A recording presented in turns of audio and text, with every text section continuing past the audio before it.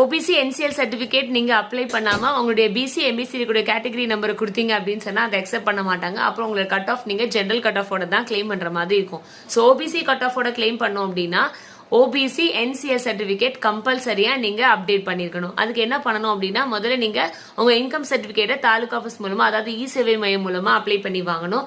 அதுக்கு நீங்க ஸ்டூடெண்டா இருந்தீங்கன்னா உங்க பேரண்ட்ஸினுடைய இன்கம் டீடைல்ஸ் சப்மிட் பண்ணி இன்கம் சர்டிபிகேட் வாங்குங்க. நீங்க ஒர்க்கிங் ப்ரொஃபஷனலா இருந்தீங்க அப்படின்னு சொன்னா உங்களுடைய டீடைல்ஸை கொடுத்து உங்க இன்கம் டீடைல்ஸ் கொடுத்து இன்கம் சர்டிபிகேட் வாங்கிக்கோங்க. அண்ட் அது கூடவே நீங்க உங்களுடைய Aadhaar card, ration card, community certificate, TC and உங்களுடைய இன்கம் சர்டிபிகேட் நம்ம தாலுகா ஆஃபீஸ் மூலமா வாங்கினது, அப்புறம் செல்ஃப் டிக்ளரேஷன் ஃபார்ம் அண்ட் உங்களோட பாஸ்போர்ட் சைஸ் போட்டோகிராஃப், இந்த டாக்குமெண்ட்ஸ் எல்லாம் கொடுத்தீங்கன்னா அவங்க ஆன்லைன்ல அப்ளை பண்ணி நமக்கு ஒரு ரெஃபரன்ஸ் நம்பர் கொடுப்பாங்க. இப்போ அப்ளிகேஷன் அப்ளை பண்ணும்போது அந்த ரெஃபரன்ஸ் நம்பரை அந்த கம்யூனிட்டி சர்டிபிகேட் நம்பர்னு ஒரு லைன் கொடுத்துருக்காங்க இல்லையா, அங்க அதை ஃபீட் பண்ணிடுங்க.